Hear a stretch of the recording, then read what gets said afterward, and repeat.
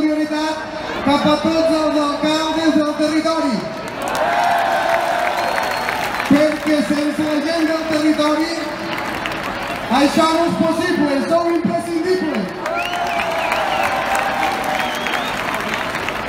I ara us demano que feu amb mi lo de el garrotín